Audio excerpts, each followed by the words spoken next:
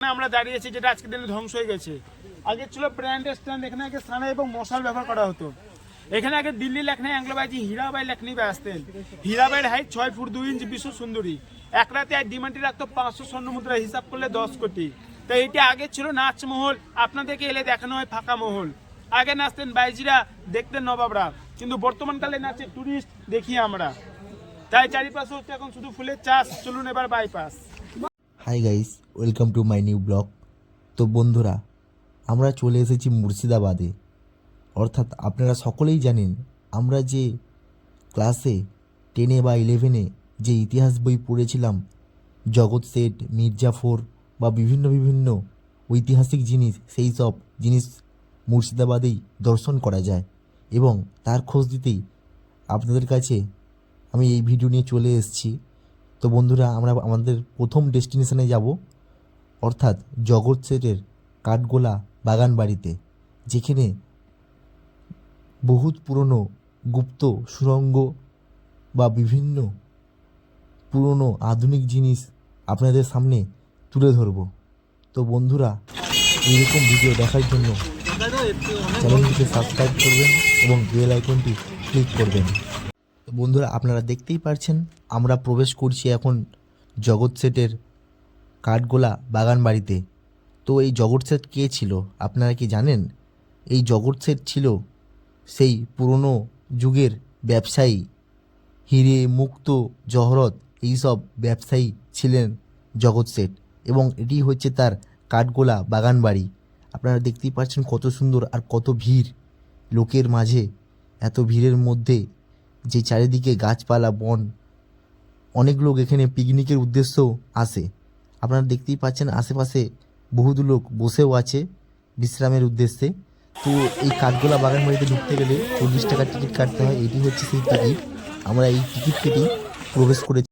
আর এটি হচ্ছে সেই জগৎ শেঠের গুপ্ত সুড়ঙ্গ পথ, যেখান থেকে হিরে মণি জহরত পারাপার করা হতো নদী বা সমুদ্র পথে। এটি হচ্ছে সেই গুপ্ত রহস্য সুড়ঙ্গ পথ, জগৎ শেঠের বাড়ির একটি বিখ্যাত বা দর্শনীয় জায়গা। তো বন্ধুরা, জগৎ শেঠের এই পুরো বাড়িটি ঘুরতে গেলে যে ইতিহাস, সেটা আমরা বুঝতে পারবো না। এই জন্য আমরা একটি ট্যুরিস্ট গাইড নিয়ে নেব। প্রত্যেকে যে কাঠগোলা বাগানে প্রবেশ করলে মালিক তার জগৎ শেঠের বাড়ি, আদি বাড়ি, তার সঙ্গে তার রাস্তা ছিল। রাত হলে হীরা মণি মুক্ত সোনা গুপ্ত কারবার চালাতো। কিন্তু পরবর্তীকালে সিরাজদৌল্লা হীরা জেলার জগৎ শেঠের বাড়ি ভাগীরথী নদীর জলে ডুবে যায়। জলটি এখানে চলে আসে, কানেকশন হয়ে যায়। আজ প্রচার হয়ে যায় কাঠগোলা বাগানের গুপ্ত সুড়ঙ্গ পথ। কোনো টুরিস্ট পার্টি যাতে দুর্ঘটনা না ঘটে তার জন্য গেটে তালা মারা হয়, ভিতরে কাউকে প্রবেশ করতে দেওয়া হয় না। তার জন্য দেখবেন গেটে তালা, আর আপনাদের হেঁটে যাওয়ার পালা। চলো চলো।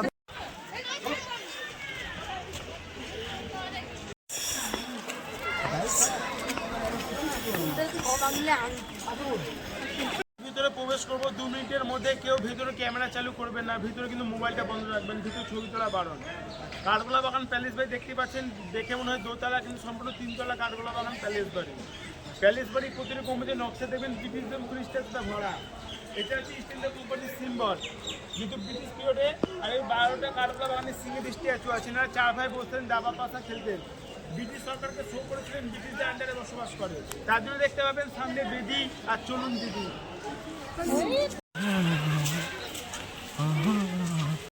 আমি সাইজে বেগম, প্রফুল্ল, তারাপীর, মহাপীর, একেনবাবু, রানী, রাসমণি, বেহুলা লক্ষ্মী সব উপরতলা করা হয়েছে।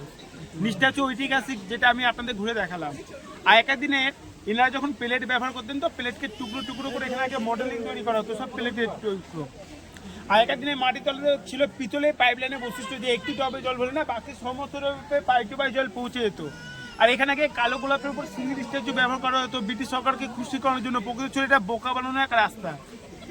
আপনাদের সামনে যে ঘাটটি থেকে দেখতে পাবেন, এটা হচ্ছে এনাদের প্যালেস ঘাট।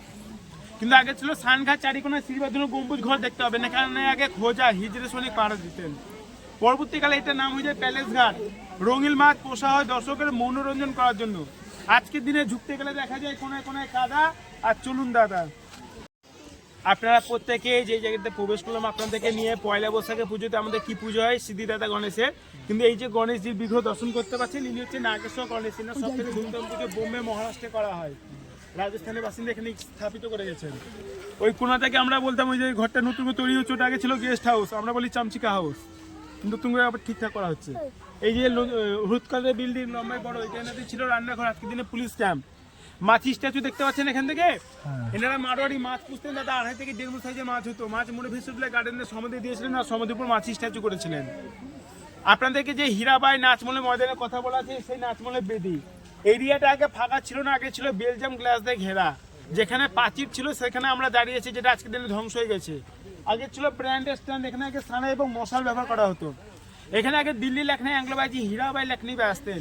হীরাবাইয়ের হাইট 6 ফুট 2 ইঞ্চি, বিশ্ব সুন্দরী। এক রাতে আর ডিমান্ডে রাখতো 500 স্বর্ণ মুদ্রা, হিসাব করলে 10 কোটি। তো এইটা আগে ছিল নাচমহল, আপনাদেরকে এলে দেখানো হয় ফাঁকা মহল। আগে নাচতেন বাইজিরা, দেখতেন নবাবরা, কিন্তু বর্তমানকালে নাচে টুরিস্ট দেখি আমরা। তাই চারিপাশে হচ্ছে এখন শুধু ফুলের চাষ। চলুন এবার বাইপাস।